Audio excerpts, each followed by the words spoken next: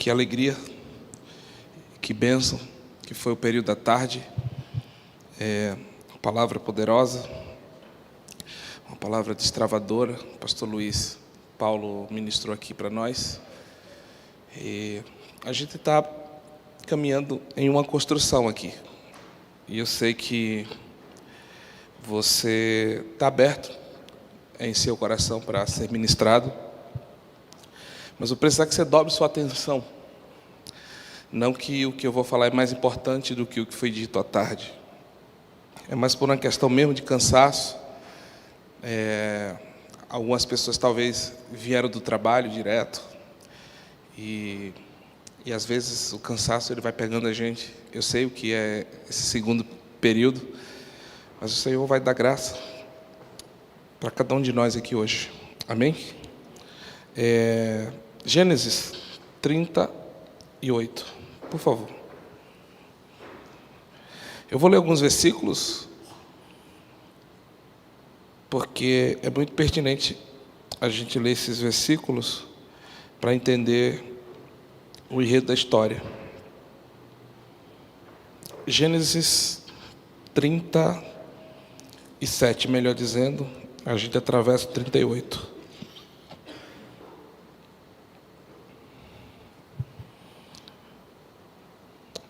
Gênesis 37, versículo 29.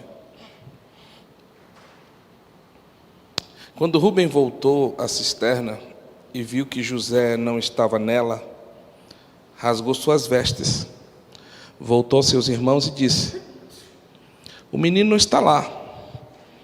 E eu, para onde irei? Então tomaram a túnica de José, mataram um cabrito e a molharam no sangue, e enviaram a túnica de várias cores a seu pai e disseram: achamos essa túnica, vê se é a túnica do teu filho ou não. Ele a recolheu e disse: é a túnica do meu filho. Um animal selvagem o devorou. Certamente José foi despedaçado. Então Jacó rasgou suas vestes, vestiu-se de pano de saco e lamentou o seu filho por muitos dias. Levantaram-se todos os seus filhos e todas as suas filhas para o consolarem. Mas ele recusou ser consolado e disse: na verdade, com choro hei de descer ao meu filho até a sepultura. Assim chorou seu pai. Os midianitas venderam José no Egito a Potifar, oficial de Faraó, capitão da guarda. Nesse tempo, Judá desceu de entre os seus irmãos. Algumas traduções vão dizer assim: nesse tempo, Judá fugiu de entre os seus irmãos e entrou na casa de um homem de Adulão, que se chamava Ira. Ali Judá viu a filha de um homem cananeu, chamado Sua. Ele a tomou por mulher e se deitou com ela. Ela concebeu e teve um filho, e o pai lhe chamou de Er. Tornou ela a conceber e teve um filho, a quem chamou de Onã. Concebeu outra vez e deu à luz outro filho, cujo nome foi Selá. Foi em Quezibe que ela lhe deu à luz. Judá tomou uma mulher para Er, o seu primogênito. O nome dela era Tamar. Er, porém, o primogênito de Judá, era mau perante os olhos do Senhor, pelo que o Senhor o matou. Será que o cara era peça boa? Então disse Judá a Onã: deita com a mulher do teu irmão, a história que eu estava contando à tarde, cumprindo-lhe o dever de cunhado, e suscita descendência a teu irmão. Onã, porém, sabia que a descendência não seria dele, de modo que sempre que deitava com a mulher de seu irmão, derramava o sêmen na terra para não dar descendência ao seu irmão. O que ele fazia era mal aos olhos do Senhor, pelo que também o Senhor o matou. Então disse Judá a Tamar, a sua nora: permanece viúva em casa de teu pai, até que Selá, meu filho, venha a ser homem. Pois pensava: para que não morra também este com seus irmãos. Assim se foi Tamar e morou na casa do seu pai. Depois de muito tempo morreu a filha de Sua, mulher de Judá. Depois de consolado, Judá subiu aos seus tosqueadores de suas ovelhas em Tímina, e ele e Ira, seu amigo, o adulamita, e avisaram a Tamar, dizendo: olha, o teu sogro sobe a Tímina para tosquear as suas ovelhas. Então ela se despiu dos seus vestidos de viuvez e cobriu com um véu para se disfarçar, e assentou-se à estrada de Enaim, no caminho de Tímina, pois via que Selá já era homem, e ela não lhe fora dada por mulher. Vendo-a Judá, teve-a por prostituta, pois havia coberto o rosto. Não percebendo que era sua nora, ele se dirigiu a ela no caminho e lhe disse: vem, deixa-me dormir contigo. E ela lhes perguntou: o que você vai dar se eu dormir contigo? Ele disse: eu vou te enviar um cabrito do rebanho. Perguntou ela: o que me dás como garantia até que o envie? Respondeu ele: que garantia devo dar-lhe? Disse ela. Vamos lá, diga: teu selo, teu cordão e o teu que está em tua mão. Ele, pois, os deu e dormiu com ela, e ela concebeu dele. Levantou-se ela e se foi, tirou de si o véu, vestiu os vestidos de sua viuvez, enviou Judá um cabrito na mão do adulamita, seu amigo, para receber o penhor da mão da mulher. Porém ele não a achou. Então perguntou aos homens daquele lugar: onde está a prostituta cultual que estava junto ao caminho de Enaim? Responderam: aqui não esteve prostituta alguma. Assim ele voltou a Judá e disse: olha, não achei. E também disseram os homens daquele lugar que não esteve prostituta cultual alguma ali. Então disse Judá: deixai-a ficar com o penhor, para que não venhamos a cair em desprezo. Enviei-te o cabrito, mas tu não achaste. Passados cerca de 3 meses, foram dizer a Judá: olha, Tamar, sua nora, adulterou, pois está grávida. Então disse Judá: tirai-a para fora, para que ela seja queimada. Enquanto ela era tirada para fora, mandou dizer ao seu sogro: do homem de quem são estas coisas eu concebi. E disse mais: reconhece de quem é este selo, este cordão e este cajado? Reconheceu Judá e disse: mais justa é ela do que eu, porque não a dei meu filho Selá. E nunca mais a conheceu. Ou nunca mais se deitou com ela. Ufa, eu sei que é cansativo ler toda essa história, mas eu precisava ler essa história para a gente pensar algumas coisas sobre a razão desse encontro aqui. Eu vejo que é muito pertinente para esses dias a gente se encontrar para discutir algumas coisas, para ouvir, entender, perguntar sobre esse tema. E uma das coisas muito importantes e interessantes que a gente precisa saber separar nesses dias é os nossos dons da nossa espiritualidade. E às vezes, porque não sabemos separar dons de espiritualidade, a gente confunde dom com espiritualidade. A gente acha que porque a gente tem algum tipo de dom, a gente já é espiritual. Só que, biblicamente falando, o apóstolo Paulo, ele fala em 1 Coríntios, capítulo 1, isso é difícil tirar foto minha, né? Eu não paro. Ele diz assim, olha, para a igreja de Corinto, capítulo 1, versículo 3, ele diz assim: ora, porque vocês já foram enriquecidos em tudo. Aí ele diz assim: e com todos os dons. Ele está dizendo o que para a igreja de Corinto?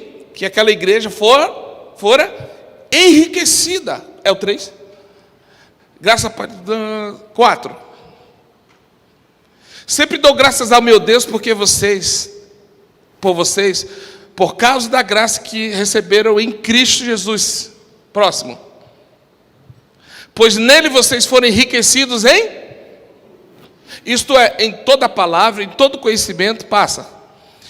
Porque o testemunho de Cristo foi confiado entre vocês. Aí ele diz assim: vocês foram enriquecidos em tudo.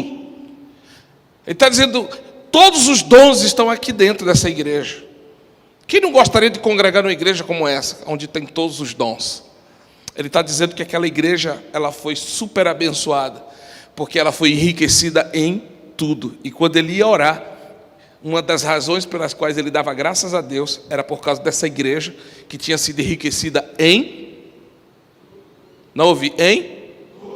Agora, capítulo 3, versículo 1. Coloque aí, desse mesmo livro. Essa mesma carta. Irmãos, não pude falar a vocês como mas como escute, segure aí. O que ele estava dizendo no capítulo 1? Que dava graças a Deus porque eles foram enriquecidos inclusive com todos os dons, profecias, línguas estranhas, discernimento de línguas. Eles tinham o dom de cura, o dom de profetizar, dons da ciência. Cara, todos os dons estavam dentro daquela igreja. Só que no capítulo 3 ele escreve dizendo assim: mas eu não posso falar a vocês como espirituais. O que ele está querendo dizer? Ele está querendo dizer o seguinte: vocês têm todos os dons, fluem em todos os dons, vocês operam em todos os dons, vocês são operantes nos dons, mas no tocante à vida de vocês, vocês ainda vivem como crianças. Por quê?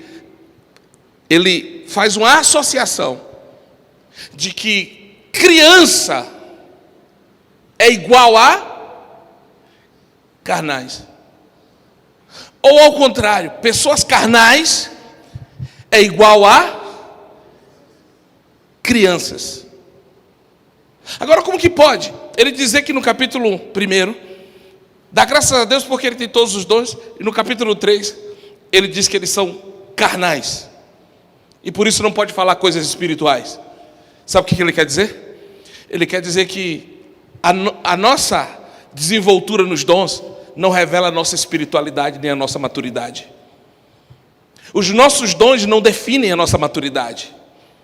As nossas operações acerca daquilo que a gente faz ou produz para Deus não revela a nossa maturidade. Capítulo 5, versículo 1. Por toda parte se ouve que há o quê? Escute. Primeiro ele diz que tem todos os dons. Segundo, ele diz que eles são carnais, e a definição para carnais dele é meninos espirituais. Aí ele revela agora qual a maior evidência da carnalidade desse povo. E qual é a evidência da carnalidade deles? E olha o tamanho da imoralidade. Entre vocês, imoralidade que não corre nem entre os pagãos, ao ponto de um de vocês possuir quem? Olha o tamanho da imoralidade. Ele está dizendo o seguinte: vocês têm todos os dons, mas vocês não são espirituais, vocês são carnais, vocês são infantis, vocês ainda beiram o caminho da infantilidade espiritual, e por isso, porque sois carnais, porque ainda sois crianças, agora vocês trilham o caminho da imoralidade. E olha o tamanho da imoralidade. Ele diz assim, é um tipo de imoralidade que os pagãos, ou seja, aqueles do mundo que a gente julga e critica, olham lá de fora, aqui para dentro, para nós homens, e diz assim: cara, não acredito que aquele cara que vai para a igreja faz isso.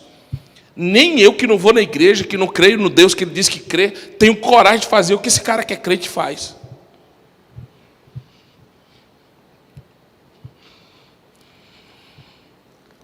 Vocês estão aqui, gente? Olha para o teu irmão e diga assim: vai piorar.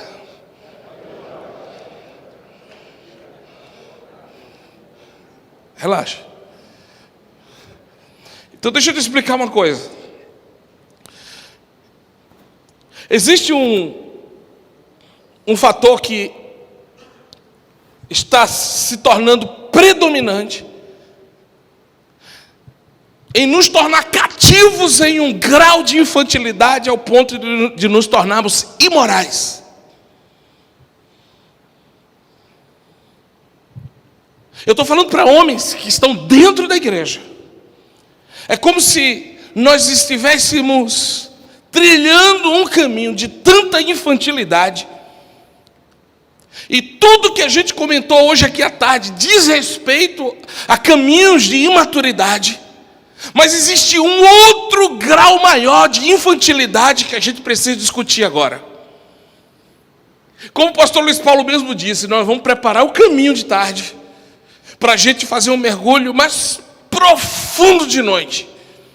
Porque assim, tudo aquilo que a gente pratica, segundo foi dito hoje à tarde, diz respeito sim a pessoas que ainda trilham um caminho de infantilidade. Mas sabe que existe além da ponta desse iceberg um lugar mais fundo que revela um grau maior de infantilidade, que nós estamos talvez tão envolvidos e arrolados que a gente está se enganando apenas com algumas atitudes infantis que a gente tem tido. E é por isso, eu não sei se você já leu Apocalipse 17, vai falar sobre as bestas feras. Não leia agora, não precisa abrir agora. Aí ele diz assim, que aquelas bestas feras, elas tinham uma função, elas tinham um desígnio. E qual que era a função daquelas bestas feras? Aí ele fala, porque ali são a grande Babilônia. E qual que era a identidade daquelas bestas feras? Qual que era o perfil da identidade daquelas bestas feras? Era exatamente desenvolver sistemas altamente malignos que tomavam proporções de enclausurar e de distorcer e de deturpar a identidade humana. Porque esse é o trabalho do espírito da imoralidade. Ele trabalha como um sistema para distorcer a nossa verdadeira identidade. Só que escute uma coisa, veja, existe uma ordem na criação. E qual que é a ordem de Deus na criação? A ordem de Deus na criação é assim, olha o que ele disse: façamos o homem o quê? Aí ele conclui dizendo assim, macho e o quê? E fêmea os criou. É como se ele dissesse assim, eles são a nossa imagem, mas eu dei para eles uma identidade. Eles são macho e fêmea. É por isso que quando você descobre que alguém está grávido, ou que nasceu alguém perto de você, qual é a primeira pergunta que a gente faz? Qual é o nome?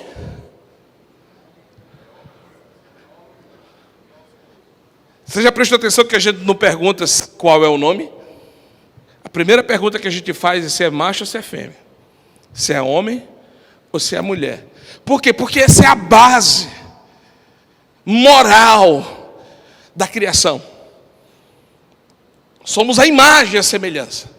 Mas, dentro do pacote da imagem e a semelhança, o que define a identidade moral de um homem de Deus é a sua sexualidade.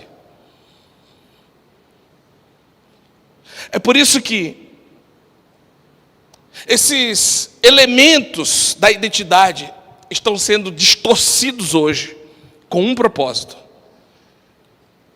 fazer com que você e eu trilhemos o caminho da imoralidade. Porque quando a gente trilha o caminho da imoralidade, o papel da imoralidade é roubar de nós o verdadeiro sentido de quem a gente é. É por isso que o que dá sentido a quem eu e você somos em Deus, sabe o que é? É a sua descoberta interior, consciente, de todas as verdades de Deus ditas ao teu respeito. É tipo assim, Tudo que Deus disse ao teu respeito, tudo aquilo forma a tua identidade.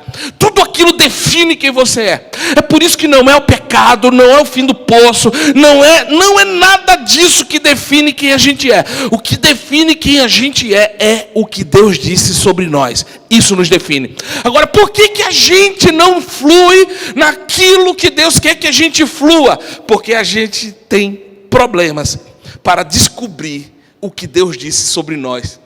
E eu vou te explicar por que a gente é sabotado na hora de descobrirmos as verdades de Deus sobre nós. Porque esse é o papel do espírito da imoralidade. Sabotar você para que você não descubra as verdades de Deus ao teu respeito. Esse é o trabalho da imoralidade. Quer ver? Abra sua Bíblia, Oséias 4:11. Precisa abrir, põe aqui. A prostituição, essa tradução fala prostituição, mas tem tradução igual a minha que diz assim: a imoralidade ao vinho velho e ao novo, prejudicando o quê?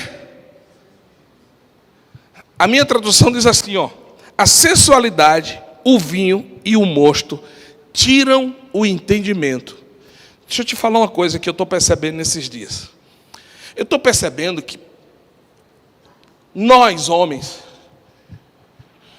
não estamos tão atentos a isso, a esse espírito de imoralidade. Deixa eu te explicar. A imoralidade não é uma mulher que se veste sensual. A imoralidade é um espírito. E qual que é o principal trabalho desse espírito de imoralidade? Roubar teu entendimento. Tipo assim, quem já tomou porre de vinho aqui? Porre. Eita glória. Eu vou te falar, viu? No outro dia, eita coisa ruim. É insuportável.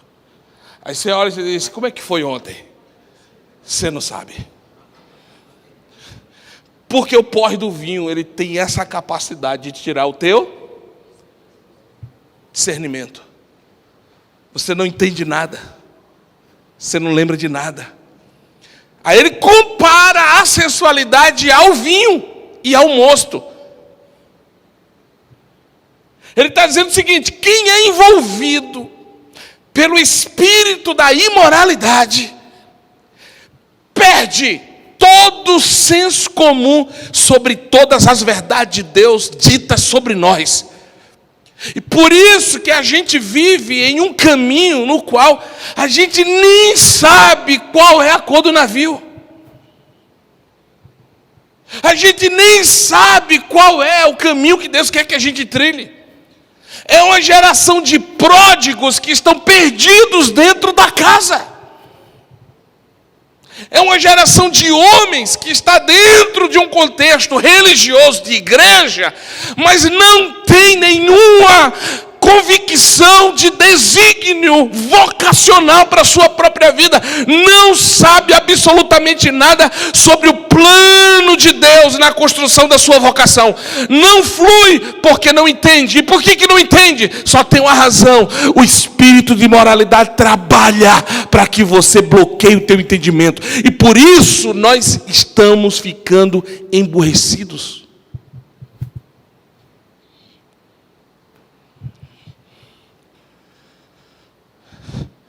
2 Coríntios 4:4, se eu não me engano, Paulo diz assim: porque o Deus desse século fez o quê? Entendimento tem olhos?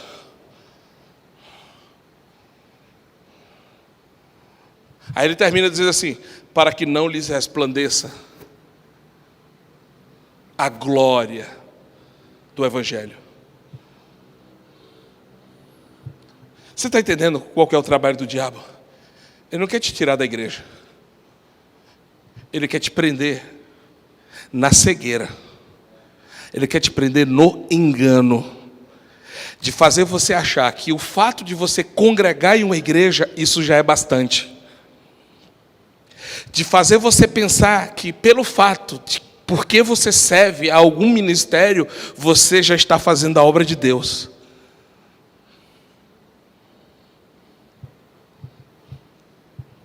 Posso continuar ou não, gente?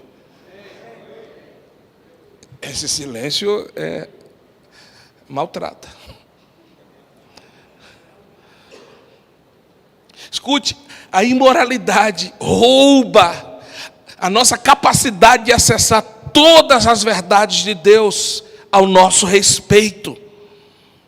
E o grande problema dessa geração de homens é exatamente esse. Não sabem as verdades de Deus sobre você. Você está, mas você está perdido. E se tem uma coisa ruim, é você estar em um lugar perdido. É uma sensação muito ruim. Agora escute. Existem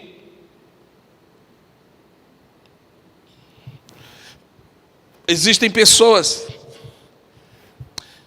que também trilham um outro caminho. É o caminho da falta de afirmação dos pais sobre eles. Porque Deus criou os pais para serem a representação do céu na terra para nós. Teu pai, tua mãe, o meu pai, minha mãe, eles foram dados a mim. Eles nos foram dados para serem os principais profetas sobre a nossa vida. Eles são os principais instrumentos do céu para afirmar sobre nós quem é Deus. Então você vai conhecer quem é Deus, primariamente, não é lendo a Bíblia. Primariamente você vai conhecer quem é Deus a partir daquilo que os seus pais apresentam sobre quem é Deus. É por isso que se os pais falham, muitos de nós crescemos com uma visão distorcida sobre quem é Deus. Por exemplo, minha mãe me batia muito, cara. Qualquer coisa errada que eu fazia, eu apanhei demais. Quando eu me converti, eu fui muito radical na minha conversão. Por quê? Porque eu achava que se eu errasse, quando eu fechava o olho para tentar ver quem era Deus, uma imagem que eu criava em mim, quem era Deus, sabe como era que eu via Deus? Um velho, grandão, barbudão, com um cajado e na outra mão um chicote. Que se eu errasse eu ia ser castigado. Essa era a visão que eu tinha de Deus. Agora deixa eu te perguntar, de onde eu trouxe essa visão? Por exemplo, minha esposa, o pai dela sempre fez promessas para ela de que ia dar isso, ia fazer isso, quando voltasse de viagem ia fazer aquilo e tal. Só que de todas as promessas que ele fez, ele conseguiu a façanha de não cumprir nenhuma. Você acredita? O cara conseguiu não cumprir nenhuma. Aí eu me casei com ela. E aí Deus começou a liberar palavras sobre nós, sobre nossa vida, sobre o nosso casamento, sobre a nossa família. Agora imagina, eu me deparo agora com uma mulher que tem dificuldade de acreditar no que Deus estava falando. Deixa eu te perguntar, de onde você acha que ela trouxe essa desconfiança? Porque se os pais falham, a gente traz para a nossa relação com Deus tudo aquilo que eles falharam com a gente. Eu estou citando 2 exemplos, mas existem vários outros, muitos outros. E uma das coisas importantes que o pai tem sobre a vida do filho é a capacidade de afirmar para o filho quem ele é. Porque o próprio Jesus, quando estava sendo batizado, ele precisou que o pai liberasse uma voz do céu para dizer o quê? Isso fala de um pai afirmando para o filho sobre quem ele é e o que ele pensa sobre o seu filho. E isso foi a ferramenta principal para Jesus vencer no deserto a tentação do diabo. E qual foi a tentação do diabo? Se tu és filho de Deus, se o pai aqui atrás não afirma para ele, como que você acha que seria vencer essa tentação? Então ele está querendo revelar para nós que aquilo que os nossos pais afirmaram ou deixaram de afirmar para nós é muito importante no nosso campo de batalha contra esses pecados de imoralidade. E às vezes a gente não está avançando, vencendo algumas lutas e algumas guerras, porque a raiz do problema é tudo aquilo que foi descompensado pela falta de paternidade dos nossos pais sobre nós. Quem está me entendendo? Então preste atenção numa coisa. Você já viu pessoas tentando provar para as outras pessoas que ela é o que ela sabe? Não se chateie não com ela, porque isso é só um sintoma. Quando você vê alguém tentando provar para as outras pessoas que ela é ou que ela pode alguma coisa, é porque ela foi descompensada pelos seus próprios pais que não afirmaram para ela sobre a sua identidade. Pessoas que tentam provar que são, elas não são. Pessoas que tentam provar que pode, elas não podem. Tudo que você tenta provar para o outro é exatamente tudo que você não tem.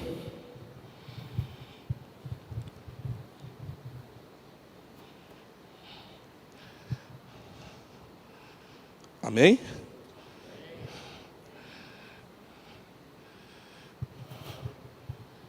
Então escute, a base dessa nossa construção de identidade é a nossa sexualidade. É aquilo que Deus disse: macho e fêmea. Então olhe para o irmão do teu lado e diga assim: boa noite, macho.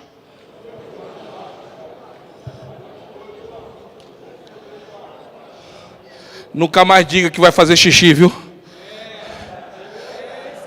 Vou mijar. Vou cagar.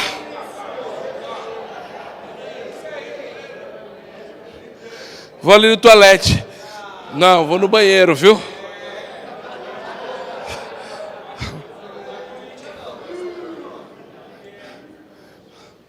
Nunca mais, quando você grudar o chiclete no pé, olha assim, viu? É assim, meu irmão, ó.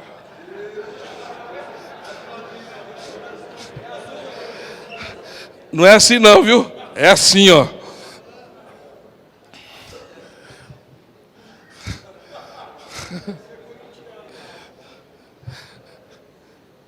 Então são essas coisas que são os pais que têm a responsabilidade de construir em nós a nossa sexualidade, macho ou fêmea.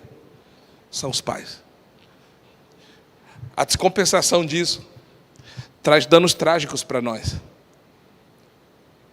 Nós nos tornamos vítimas de espíritos de imoralidade. E aí, o que esse espírito de imoralidade vai fazer?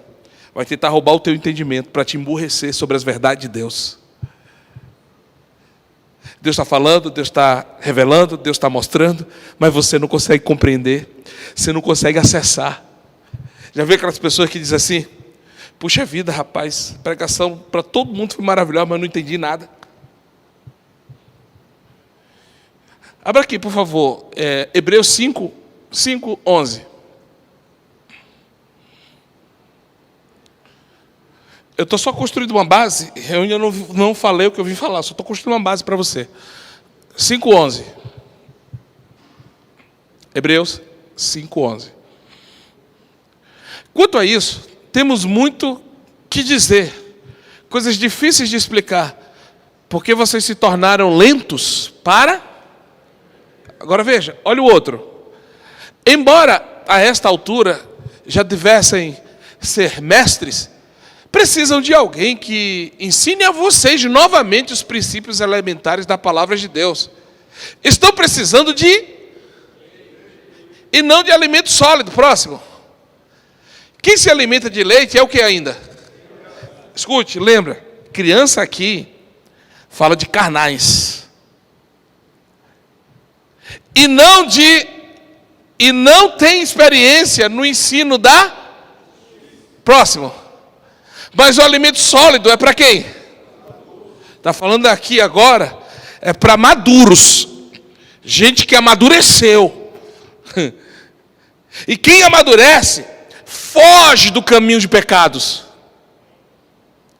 Aí ele diz assim: quem recebeu a palavra, que entendeu, que abraçou de verdade, que deu uma resposta para a palavra, você sobe degraus de maturidade. E quando você sobe degraus de maturidade, sabe o que vai acontecer? Você vai andar agora pelo exercício constante.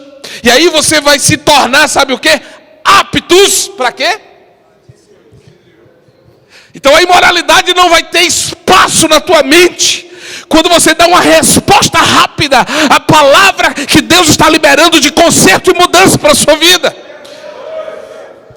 Você não fica selecionando a palavra que você quer se adaptar.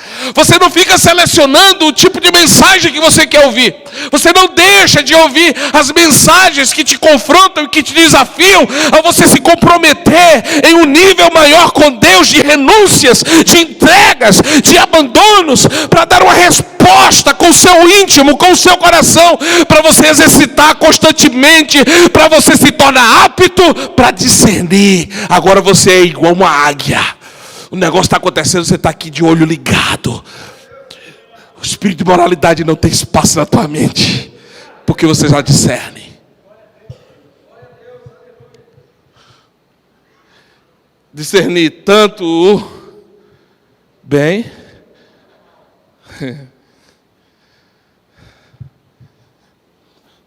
porque enquanto a gente é criança, sabe o que a gente não consegue fazer? Discernir bem e mal. A gente coloca tudo no mesmo pacote. Só que ele começa dizendo assim, olha o 11, o que ele diz assim? O que ele diz? Ele diz assim, ó, como eu gostaria de falar coisas mais altas para você. 11. Tenho muito que dizer, coisas difíceis de explicar. Ou seja, esse difícil de explicar não é sobre coisas que não se pode entender. Ele está dizendo assim, para o lugar que vocês estão, para o nível que vocês andam, o que eu tenho para dizer vai ser muito difícil para vocês entenderem.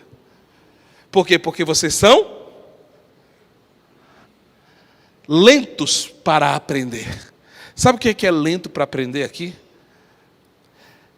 É tipo assim, a sua mente, ela está tão desgovernada, que a palavra que vem para te instruir e construir, ela não acessa. Por quê?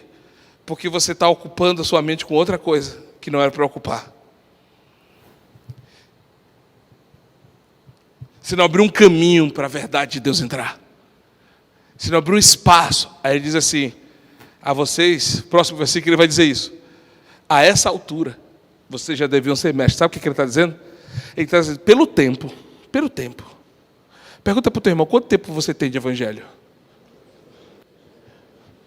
Pronto, ele está dizendo assim, pelo tempo que você já tem de evangelho, no evangelho, já era para você ser o quê? Ou seja, ele está dizendo assim, pelo tempo que você já tem no evangelho, você era já para estar na condição de passar para os outros as experiências que você já viveu. Mas você tem tanto tempo no evangelho e nunca deixou que esse evangelho mudasse a tua realidade de vida, porque você nunca se comprometeu com as verdades de Deus sobre você. Aí agora, passado tanto tempo, a gente vai ter que fazer o quê? Os pastores que aqui estão, tem que ensinar tudinho de novo para essas pessoas. O que é fé, o que é oração, o que é graça, o que é... Tem que ensinar tudo de novo. Todo mundo está entendendo?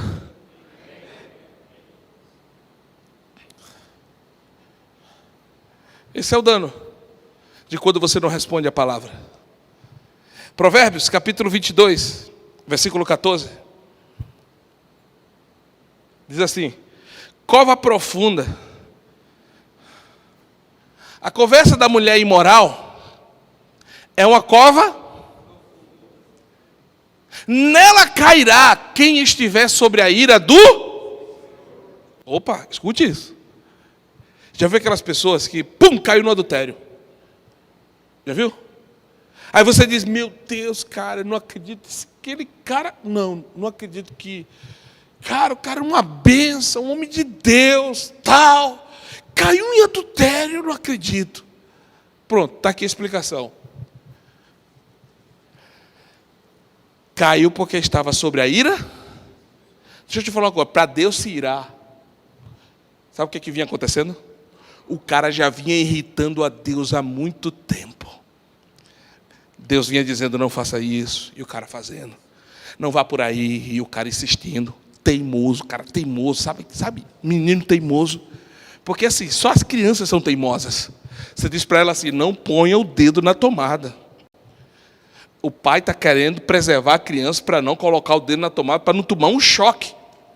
Aí o pai diz, menino, não põe o dedo na tomada. Aí o pai dá as costas, me dá a volta. Aí, menino, não põe o dedo na tomada. Aí de repente o pai distraiu o menino, tame o dedo na tomada.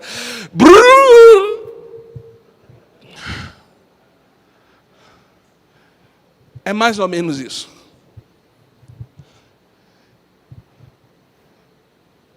Ninguém cai da noite para o dia. Ninguém adultera, porque acordou naquele dia e disse, hoje eu vou adulterar.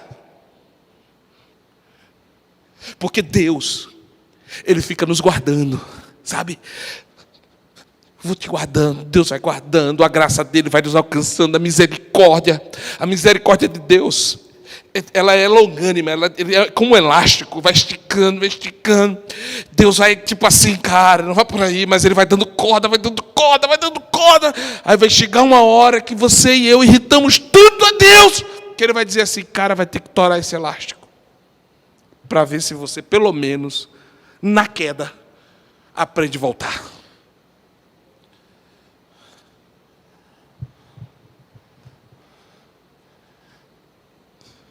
O interessante é que quando essas coisas acontecem, normalmente,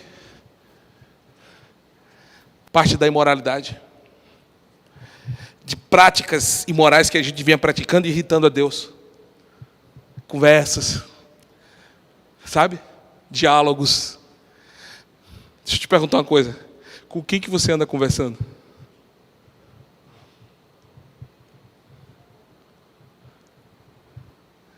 O pastor Luiz Paulo falou à tarde. Por que tua esposa não tem a senha do seu celular? Por que quando sua esposa chega, você já pega o celular e esconde? Silencioso.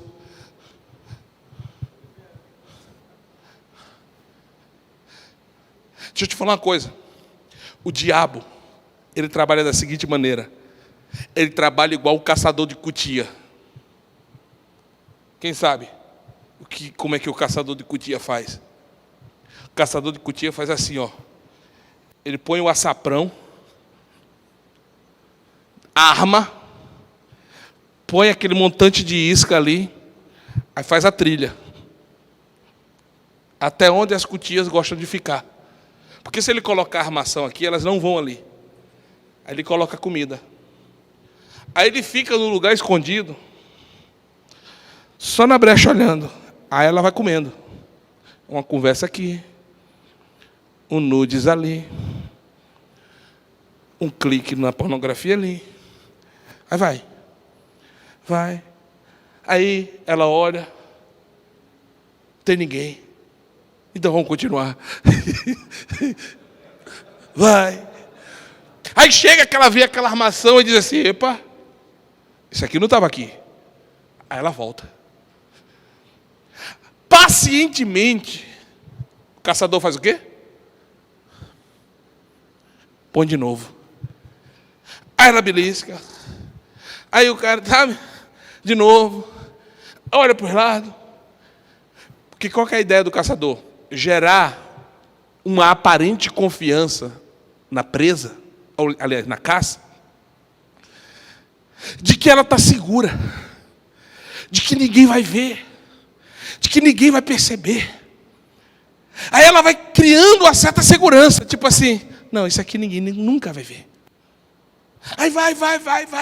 Aí chega uma hora que ela está tão confiante que ninguém vai ver, que ela cai no açaprão. Pronto, caiu no açaprão. Perdeu o Playboy.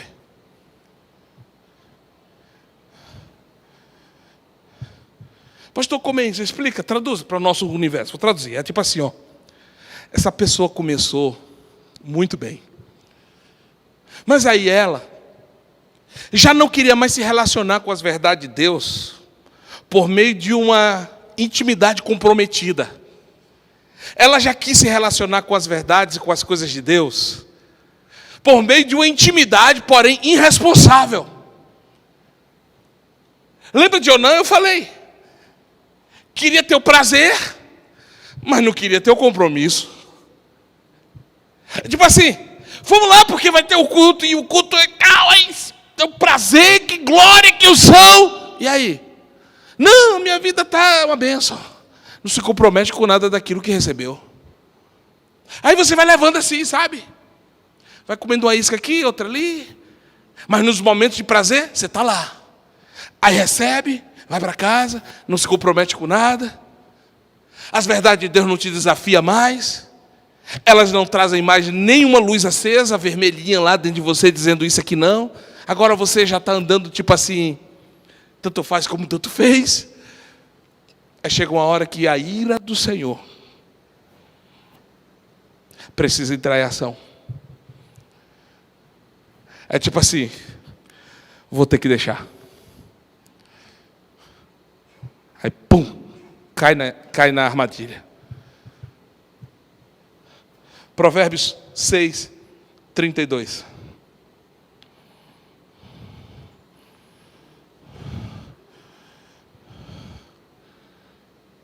Provérbios 6, 32.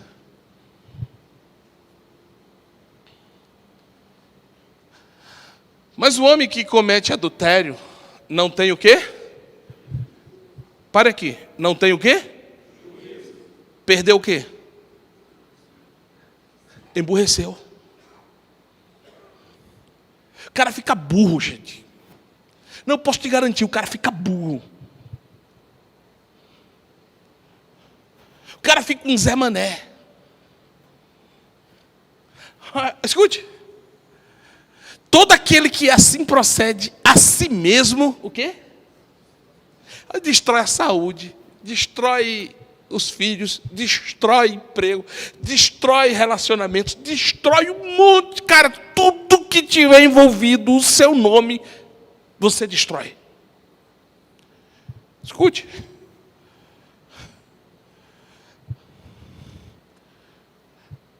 Porque esse é o papel da imoralidade. Ela quer destruir a sua autoridade. Ela quer corromper a sua influência. O que cai em adultério perde a autoridade. Ele não tem autoridade para falar para ninguém. Ele não tem autoridade para ser exemplo para ninguém. Ele perde a influência. As pessoas olham para ele e não respeitam mais. O seu opróbrio, ou seja, a sua vergonha vai se estender para sempre. Porque quando olharem vão dizer, eu sei. Você nunca mais vai ser respeitado.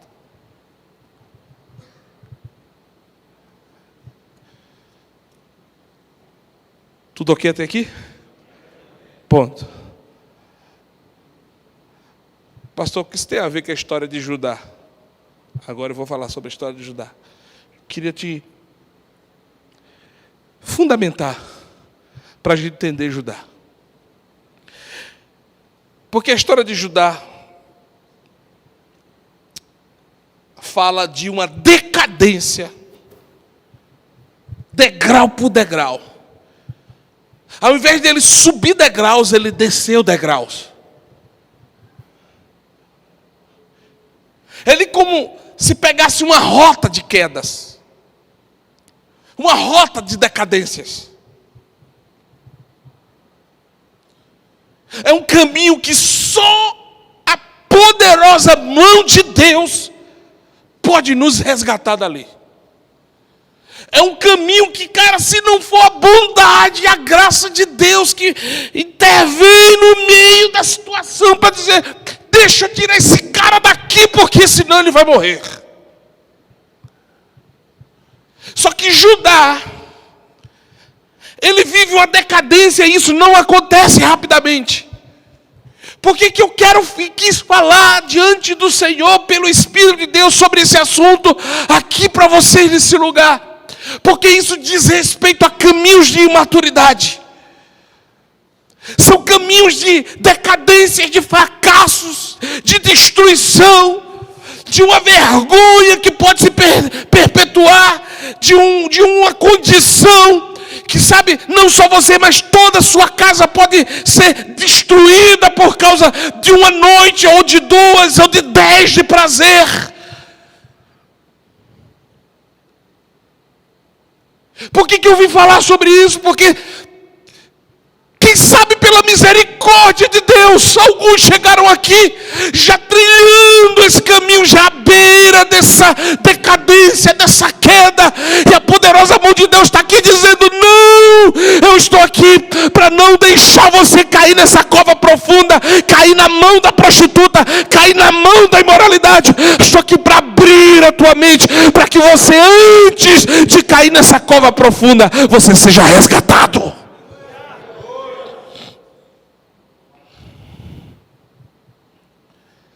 Primeira coisa que acontece com Judá é que ele vende seu irmão, cara.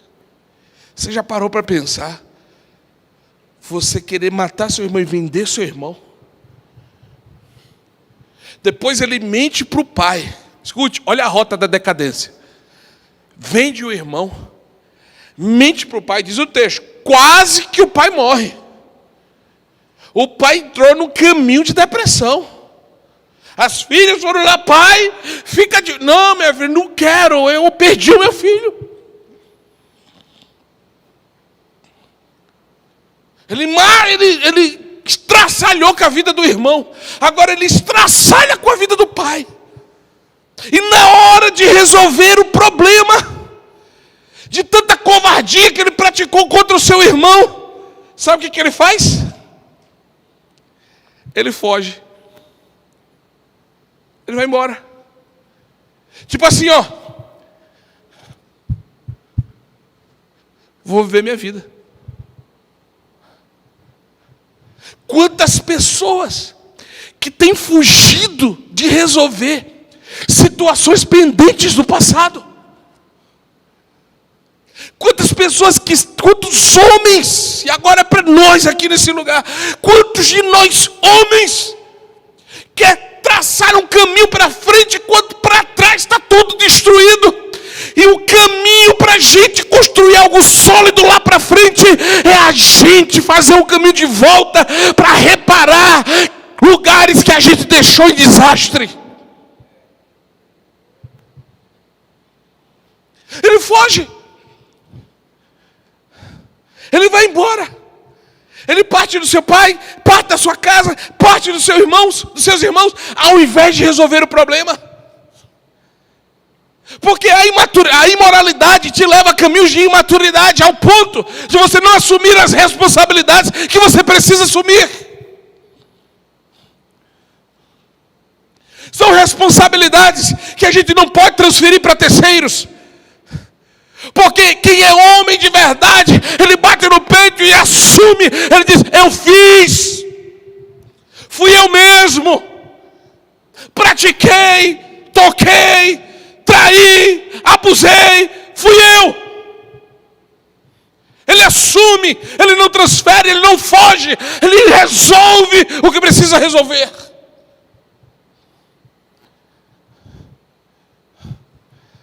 Diga para quem está ao teu lado assim: você não pode caminhar para frente sem resolver as pendências do passado.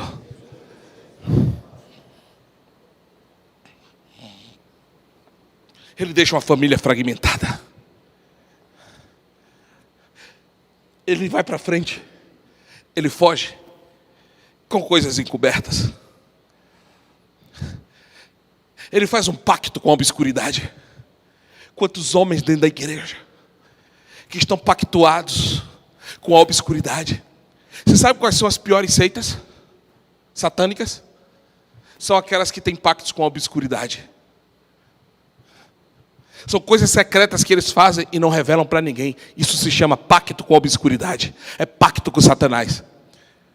Aí a gente critica a maçonaria, a gente critica a feitiçaria, a gente critica um monte de lugar. Mas quantos de nós temos pacto com a obscuridade? E o que é, pastor, um pacto com a obscuridade? É quando você faz um voto dentro de você. Isso aqui, ninguém nunca vai saber. Eu levo para o túmulo, mas ninguém nunca vai saber. Isso é pacto com Satanás.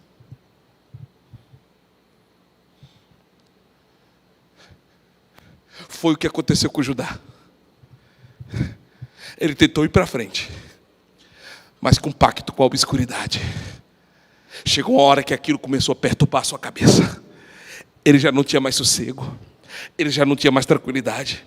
Ele já não tinha mais paz. Mas aí ele continua tentando seguir. Aí sabe o que é que ele faz? Ele tem 3 filhos. Aí toda a história que eu li fala desses 3 filhos. Primeiro, diz assim, ó, escute. Enquanto a gente não resolve as pendências do passado, cada passo que a gente der para frente, a gente, ao invés de subir, a gente está descendo. Porque é de morro abaixo, é de ladeira abaixo, é de rio abaixo. É só queda, é só destruição, é só para baixo. Porque ele estava consciente, a sua mente já estava perturbada. Por que ele não voltou para resolver as pendências com seu pai, com seus irmãos, e assumir e dizer, fomos nós, fui eu sou mais velho, fui eu sou responsável por isso, pai, fui eu que fiz essa situação acontecer. Não, ele continuou querendo dar passos para frente. Aí ele acha uma mulher. Aí ele se casa com a filha de Sua. Aí tem 3 filhos. Onã e Selá. Diz lá o texto, cometia tanta perversidade, tanta maldade, que Deus olhou para o cara e disse, esse cara não pode ficar aqui mais. Pum, manda o raio e mata o cara. Escute, enquanto a gente não volta para resolver as pendências, enquanto a gente não sai da obscuridade, cada passo que a gente der para frente, as consequências vão vindo não só para nós, mas para os nossos filhos. O primeiro morre, o cara foi dissipado. Só que ele tinha uma esposa. Como era o nome da esposa? Diga Tamar. Aí Tamar não tinha filhos de Aí tinha uma lei lá chamada a lei do lerivrato.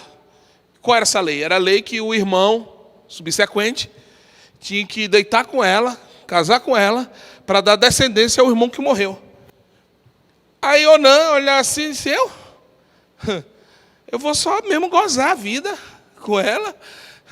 Eu vou só mesmo desfrutar da relação sexual, mas se comprometer com o filho dos outros, quero nem saber. Aí transava com ela, na hora de liberar o sêmen, ele tirava e ejaculava fora. Aí Deus olhou e disse, é mal também. Então se é mal, raio no indivíduo.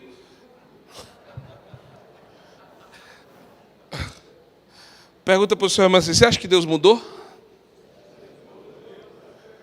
Eu li Provérbios, não provoque a ira do Senhor.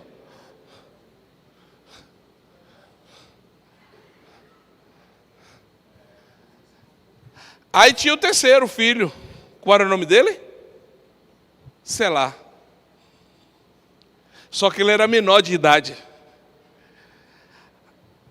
Aí Judá olhou para Tamar e disse, olha, não fique triste, segura a viuvez, vai para cá teu pai. Quando Selá ficar mais velho, de maior, eu vou dar ele para você e ele vai te dar descendência. Mas não se envolve com ninguém, Tamar, tudo bem? Aí ela fechou um pacto com ele. Está combinado, vou confiar na tua palavra. Foi para a casa do pai. Aí a vida segue, né?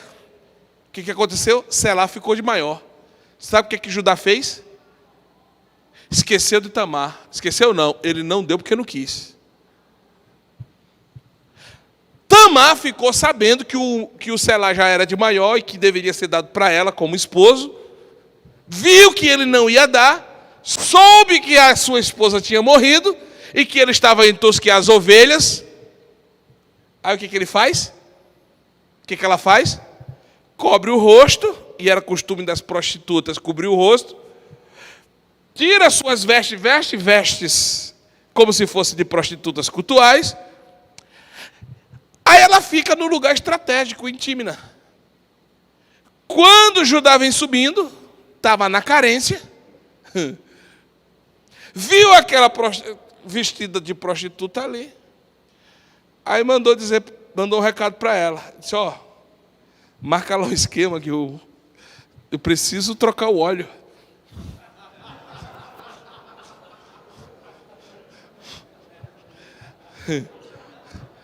Era o que ele não queria outra coisa, ele queria trocar o óleo. Também não queria compromisso com ela, ele só queria mesmo, tá, ouça, que aqui está o desfecho de tudo que eu estou falando até agora. Aí ela disse, tá bom, o que você vai me dar? Manda um recado. O cara, ela está perguntando o que você vai dar para ela. Aí manda um recado, diga a ela que eu vou mandar um cabrito. Aí ela disse, tá, vai mandar e como é que eu posso confiar em você? Me dê uma garantia, um penhor, como garantia de que você vai mandar esse cabrito. Aí volta, ela disse que quer um penhor. Aí ele diz, pergunta para ela o que ela quer. Escute, porque ele poderia escolher o que dá para ela de penhor. Mas quando você está possuído pela imoralidade, você perde o discernimento de tudo. E quem perde o discernimento, negocia o inegociável. Aí ele diz assim, diga para ela que eu tenho um cajado, um lenço e um anel. O lenço, não sei se vocês já viram, tem alguns naquela cultura que usavam o anel pendurado no lenço. Pegava o lenço, colocava aqui o anel dentro. E o anel amarrado no lenço. Então 3 coisas ele teve que enviar para ela como penhor. O cajado, o anel e o lenço. Aí ela disse, pode mandar. Aí teve aquela noite com ela, ela concebeu, teve um filho. Só que ele foi embora, aí quis mandar o cabrito para ela agora. Aí, quando mandou o cabrito, alguém volta, olha, não achamos ela não estava lá, e disseram que não tinha nenhuma prostituta por ali. Aí ele disse, claro que tinha, eu tive uma relação com ela. Aí alguém diz, olha, sua nora, Tamar, ela adulterou. Ela não esperou o que você combinou. Aí ele diz, sabe o que ele disse? Escute. Joga lá para fora e queima. Era a punição para quem adulterasse. Escute, quando você está possuído pela imoralidade, você perde o discernimento das coisas. E aí você quer trazer julgamento sobre os outros, que é você que merece.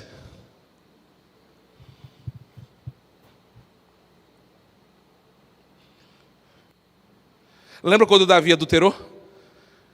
Natã vai contar uma história e diz assim, de um homem que tinha 100, o outro só tinha uma. Sabe o que fizeram, Natã? O cara veio e levou, rapaz, a do cara que só tinha uma e comeu a ovelha do cara. Aí Natã disse, aí Davi disse, bateu no birô dele, digno de morte é quem fez isso que esse homem. Aí o profeta disse assim, pois é você esse cara. Porque quando o espírito de moralidade rouba o seu senso de valores, a sua consciência, quando ele rouba você do senso comum, sabe o que a gente começa a fazer? A gente começa a estabelecer para os outros a punição que era para ser para nós.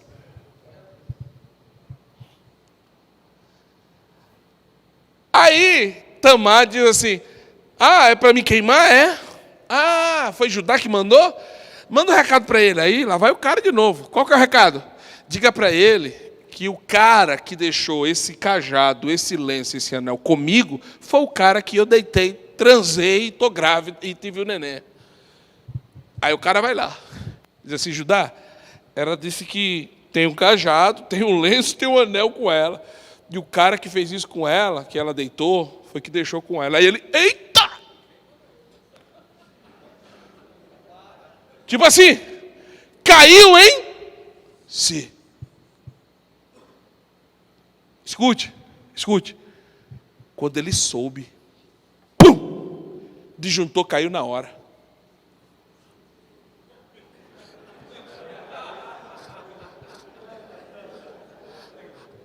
Aí ele manda um recado para ela. Ele diz assim, quem é digno de ser morto não é ela, sou eu. Agora eu vou tentar baixar o avião. Quando ele cai em si, ele percebe uma coisa, que a imoralidade quer roubar 3 coisas de nós: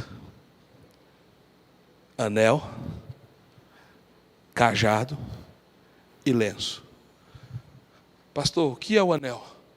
O anel, todo pai dava para o filho.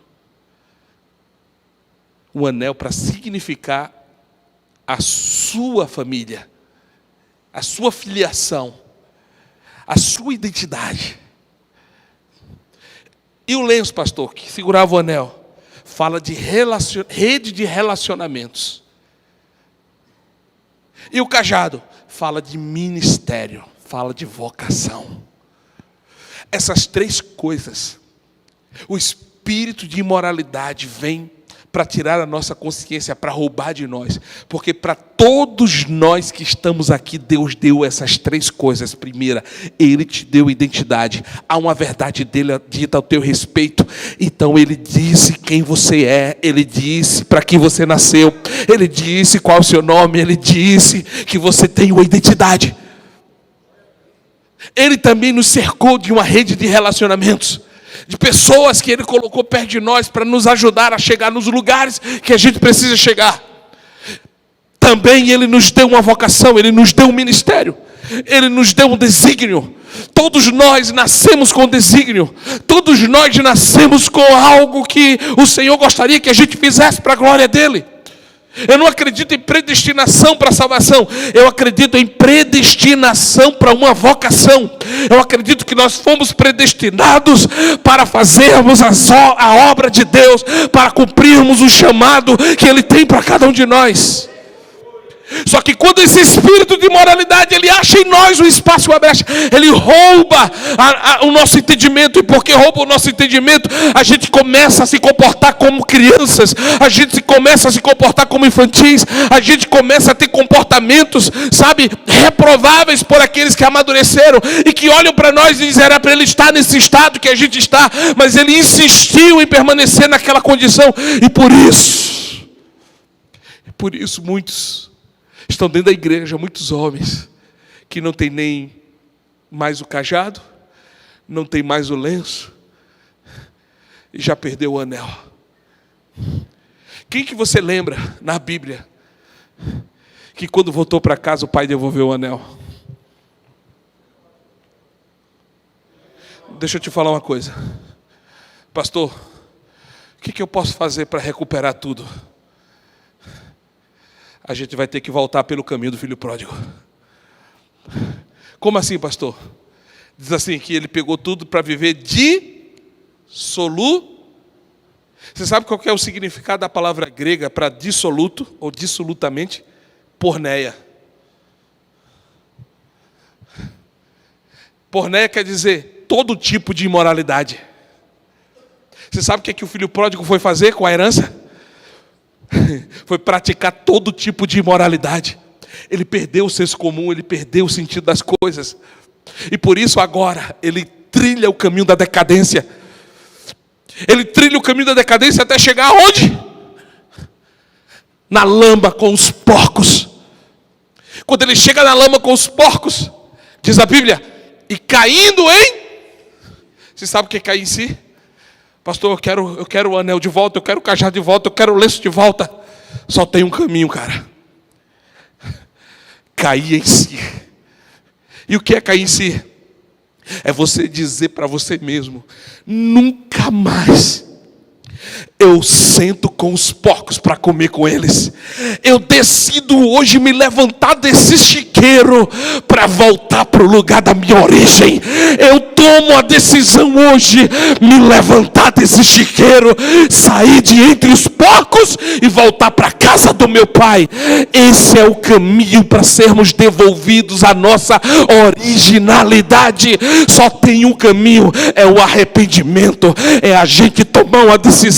Arrependimento, querido, não é ter consciência de pecado. Arrependimento é você decidir nunca mais praticar aquilo.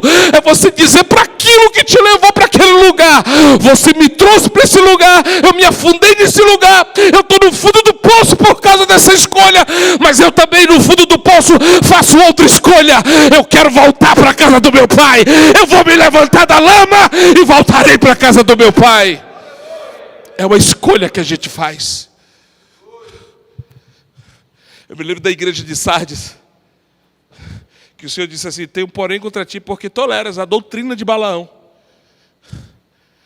Qual era a doutrina de Balaão? Quem se lembra? Balaque chegou para ele e disse: olha, amaldiçoa Israel. Aí Balaão disse: rapaz, não tem como. Deus decidiu abençoar esse povo. Não tem como amaldiçoar. Foi uma, foi duas, foi 3 vezes orar para Deus amaldiçoar. E Deus disse: Balaão, você não entendeu? O que eu escolhi abençoar, eu não amaldiçoo. Aí Balaão volta: Balaque, tive uma ideia. Só tem um jeito de a gente acabar com essa raça. Só tem um jeito de a gente destruir essa cidade. Escute, escute, escute você que está aqui. A estratégia é a mesma. Só tem um jeito de essa cidade chamada Rio Preto ser destruída. É se os homens cederem ao espírito de imoralidade. Escute, aí Balaque disse assim: qual que é a estratégia, Balaão? Ele disse: olha, tem um negócio que esses homens aí não aguentam. O que, Balaão? Mulher nova. Eu sei, de vez em quando eu vejo um conversar com um, conversar com o outro. Estou cansada, minha esposa. Tá meio gordinha. Tá meio caidinha, sei. Não sei o quê. Aí Balaão: eu sei como que resolve esse problema. Você quer mesmo destruir todo mundo? Aí Balaque: quero. Então faz o seguinte: pega a mais bonita que você tiver e planta lá dentro. Olha, é 2 tempos. Quem está me entendendo essa noite? Balaão fez o quê? Balaque fez o quê? Separou só as modelos. Só as top das galáxias. Só as de ponta. Aí, começou a infiltrar. Adivinha o que os homens começaram a fazer? Começou a se relacionar com aquelas mulheres. Começou agora a cultuar os deuses daquelas mulheres. Começou a ter filhos com aquelas mulheres. E sabe o que aconteceu? Perdeu a guerra. Porque o espírito de imoralidade conseguiu entrar na fraqueza dos homens. Não adianta você querer dizer que você é forte. Você não é forte. Eu não sou forte. Só quero dizer uma coisa para você. Existe alguém que trouxe a solução para a igreja de Sardes. Está trazendo para mim e para você nessa noite. E qual foi a solução que ele trouxe para a igreja de Sardes? Ele disse assim: aquele que perseverar até o fim, dar-lhe-ei uma pedra branca com um novo nome. Calma, deixa eu te explicar. Sabe o que ele está dizendo? Naquela época havia uma cultura jurídica. Luiz Paulo, que é do jurídico, sabe? Havia a pedra escura e a pedra branca na hora da audição. Audição não, da audiência.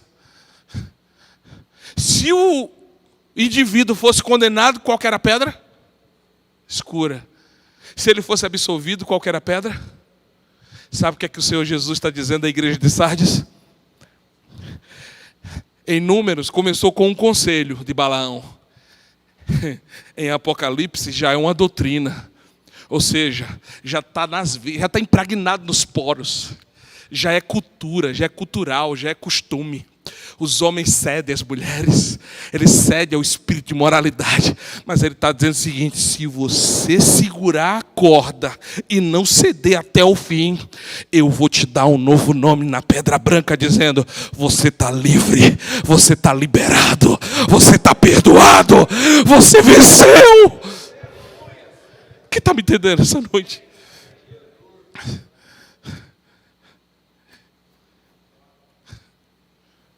Olha para quem está ao teu lado e diga assim: tem saída. Fica de pé agora.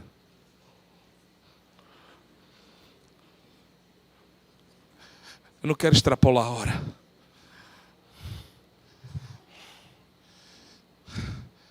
Só quero dizer para você o seguinte: nós estamos em guerra contra o espírito de imoralidade desses dias. Agora eu quero saber onde que estão os homens que não vão soltar a corda da fidelidade a Deus. Não é ser fiel à sua esposa, é ser fiel a Deus. Porque quem é fiel a Deus é fiel à esposa. Onde que estão os homens que vão perseverar até o fim? Onde que estão os homens que vão hoje tomar uma decisão? Eu hoje me levanto desse chiqueiro e nunca mais volto para ele. Vou voltar para a casa do meu pai. Onde que estão os homens que vão trincar os dentes? Vai doer, sabe? Vai doer no meio da canela. Pai, você vai dizer assim, pode sangrar, mas eu não vou soltar a fidelidade ao meu Deus. Pode bater na porta, vai vir aquela pressão dentro de mim, mas Ele vai me cobrir com a sua graça. Porque Paulo disse que aonde abundou o pecado vai superabundar a graça de Deus. E o pecado não terá domínio sobre vós mais. Se você recebeu essa palavra e entendeu, e quer assumir um novo pacto com Deus hoje, de se levantar do chiqueiro, de manter em fidelidade a Ele, de repreender esse espírito de imoralidade, sai do seu lugar e venha até aqui à frente. Nós queremos orar por vocês.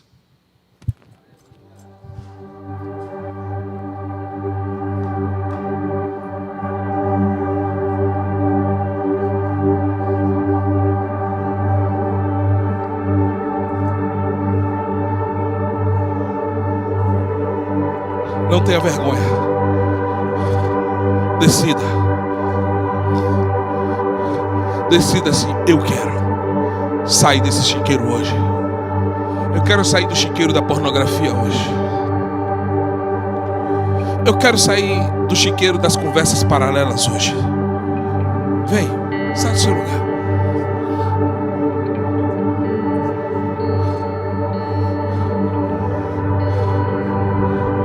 Vem. Vem aqui. Há um rio aberto aqui hoje. A corrente desse rio foi aberta à tarde. Vem entrar na fluência desse rio. Vem.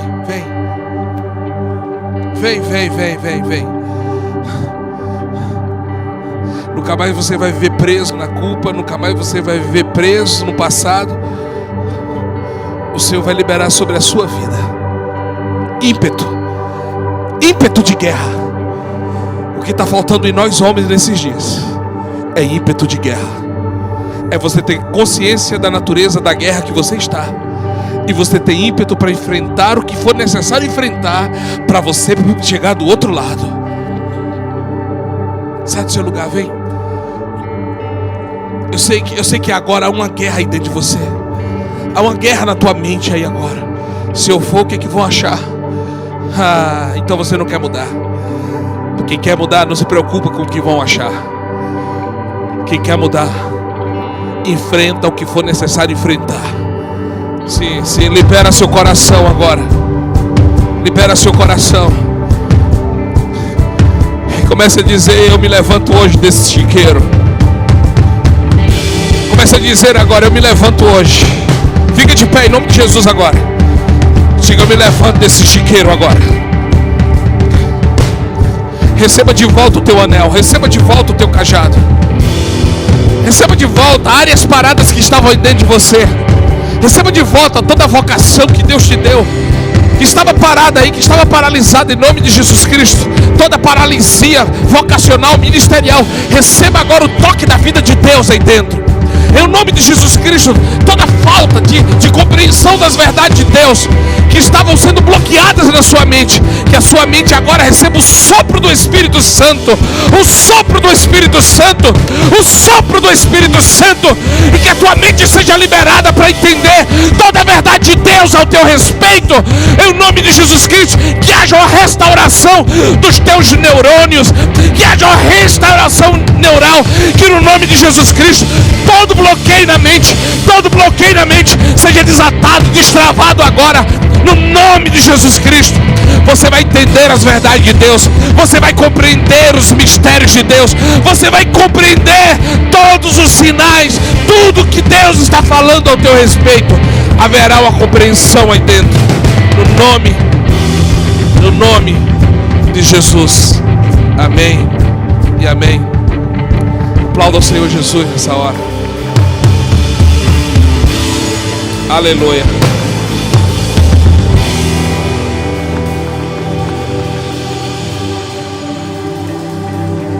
Aleluia. Deus abençoe todos vocês. Eu creio que o Senhor abriu janelas de favor e graça para levantar homens nesse lugar fortes e corajosos.